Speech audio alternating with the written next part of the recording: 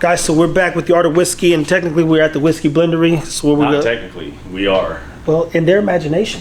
Okay. So technically, they wish they were here. See, that's the point. I knew you was going to say something. See, I'm picking up on his behaviors. So I said that on purpose. It's like, Hey, you jab me a lot, so I gotta jab you every once in a while. Exactly. Now, anything you do in life requires mentorship. I tell you, if you run into a wall, somebody could have told you, hey, that's a wall, right? You don't want to do that. In this case, we walked in here uninformed, uneducated, didn't even know how to read a label, and I have to reiterate that. I had no clue what was going on. So, Tim, if you don't mind, walk me through, do you have any mentors in the whiskey space?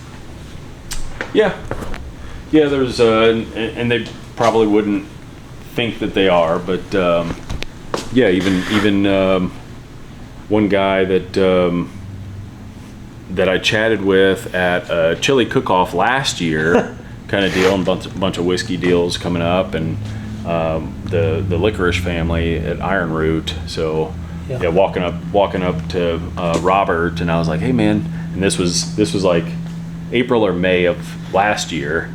I'm like, hey man, we're not selling any whiskey, and that was our second year, start of our second year. I'm like, hey man, nobody knows about us, and he gave some really good words of encouragement that I still remember. And he's like, hey, if you can stick it out 4 years, that's the magic number for us, for 4 years. And then just random stuff started like happening. Yeah. Everybody wanted to do their event at our distillery, and like we're getting national news, and everything started happening at 4 years. So he gave me some pretty good encouragement. Well, this was 2 years though, right? Just 2 years in.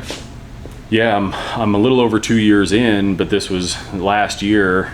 But it's like, man, I know how good our whiskey is, and I know the feedback, but I just got to get people in the door. And you know, we're in a warehouse that doesn't look like it would have good whiskey in it, and so yeah, I would say there's several people that have just spoken encouragement to me that they would not say, hey, I'm a mentor to Tim, but the little things that they say to encourage me to like keep going, like, hey, this is normal, steady the course. Gotta take your hits, and then just roll with it. So well, you definitely gonna get hit anything that you do, especially business wise. And it is good to know that words of encouragement. I didn't think about it that way, because that's more of a mentoring moment than, I mean, clearly you could pick up the phone and call him anytime, but in those moments, you'd be surprised what words could do for someone who's trying to figure it out. Yeah, and it's weird too, because like other distilleries that are newer, or distillers, like, they have questions, and like we talked about, there's no playbook. Like there's no thing like, oh, yep, I can Google this and figure this question out. Like everything's different. So it's very hard. So even whether it's a distribution question, whether it's, you know, sourcing barrels question, whether it's a barrel broker for, you know, finishing barrels, like whether it's where to get your glass, where to get your labels, how much are you paying for corks, like all these things, like there's so many decisions to make that it's hard to make the right decision at all of them. And a lot of the decisions that I make, because I don't naturally, I don't like to ask people for help. I think most guys are like that way. It's like, man, I'd rather figure it out on my own. I've actually learned the other way. But I can't. This business doesn't work like that. Like you got to ask for help. Yeah, I mean, you'll be out of cash making the wrong mistakes, or making the mistakes that bankrupt you. So you have to rely on others a little more than what my nature is. But he's self-sufficient, independent. In return, I want to be that way for the other person, because there are things that I figured out the hard way here that I could help somebody else that's starting out, or when you start out, or whatever you're doing. Like, I would like to pay that forward, and then you don't have to make those mistakes, or, you know, spend that money to figure this out. Like, I can say, hey man, like, don't do it that way. Like, what are you doing that for? Man, here's what that's going to cost you. And I've had to tell people the same thing in the world that I live in. I said, guys, that's a bad idea.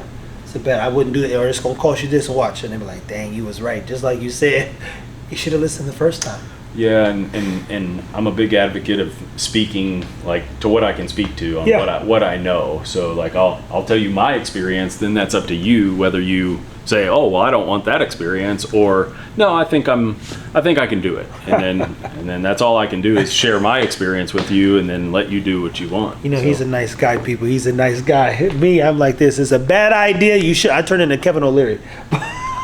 But if you tell me that, I'm doing I it would- anyway I would because never tell. I don't know why you're would saying never that, tell. and it's like, well, let me prove you wrong.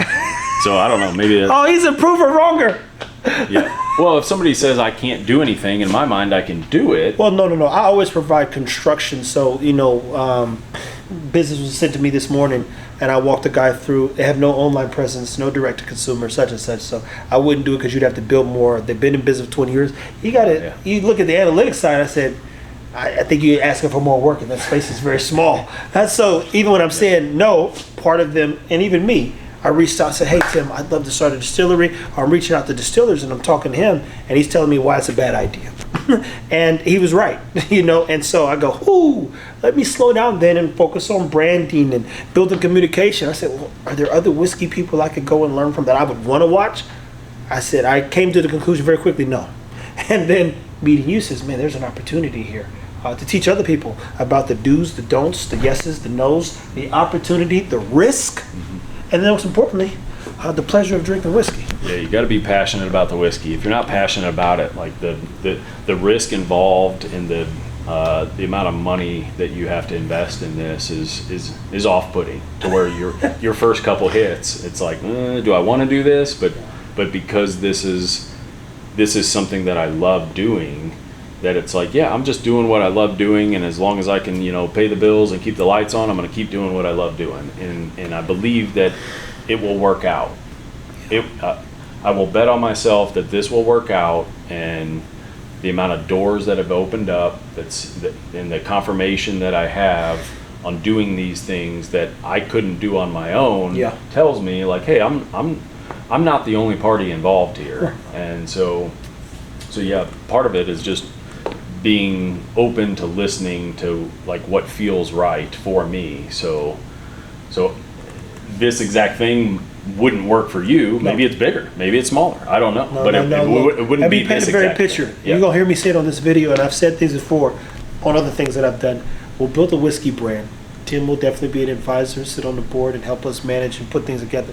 He is you're a service-based person. You love service, serving others. I don't like people that much. So when I watch him, though, I do enjoy. And I'll tell you a moment real quick. I used to be around a guy named Dan Tassett. He's in his 60s. He's very well off. Built a company called Natera. He told me one time, and he's grown, mind you. He was 60, he's in my 20s at the time. He said, Trevor, I've been a single dad for a long time. And if his kids see this, he's not going to be happy about the story. But the truth is, I watched him on Memorial Day once set the whole table. His grown kids with grandkids, and I saw him do it alone. And I remember watching him sit down and eat a piece of pie after everybody had ate and he barbecued. And I thought to myself, I get what he means now. So that man had suffered somewhat in silence. So my job is to be clear about what I do well and who I am. And what I love about being even in Tim's community or just seeing the stuff that I've even been able to be a part of is that this would be a guy, as I told him, I'd want to know 20 years from now. And definitely someone I'm going to need help from, because it's also hard to find people in business that you can trust. That ain't going to try to take advantage of you, especially if you don't know. And from the minute we spoke, I didn't feel like he was like, oh. And then if anybody gets an inkling, Jamarcus was there yesterday, I called a guy.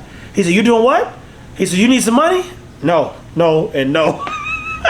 He's opportunistic, and he's very good at operational agreements. Point is it is important to know somebody who can help get you to the promised land, know your lane. But get this, what I do very well, get in front of the camera, hold the camera, capture things, and keep the train rolling in terms of visual effects.